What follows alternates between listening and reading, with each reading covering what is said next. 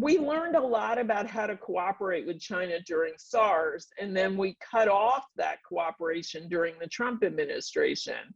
I mean, we also had just learned a lot about the likelihood of pandemics. Both President Bush and President Obama spoke about that quite eloquently.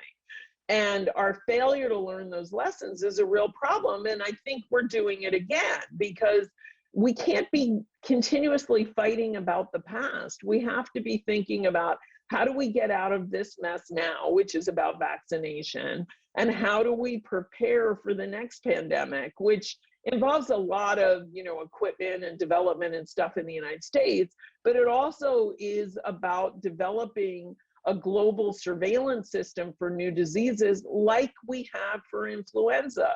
We have worked together with the Chinese for decades on influenza, and it's a great cooperative relationship. We can have that kind of relationship on other diseases.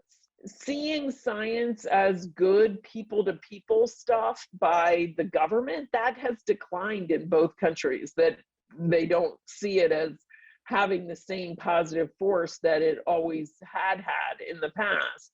And yet the truth is, because of the expertise on both sides and the excellence on both sides, we really actually, if either country wants to be a global leader, we absolutely have to work together. And yes, when it came to COVID, after stumbling, which was not surprising, it was a new pathogen that had to be identified, had to be recognized as new, all of that. The Chinese did an incredible job of controlling it. And then they were busy, learning how to treat it. So when doctors in places like New York and New Jersey were suddenly dealing with lots of cases, what did they do? They called people in China that they had met and got advice. And so a lot of the early advice on things like proning and other things that we heard about earlier in the pandemic came from China's experience.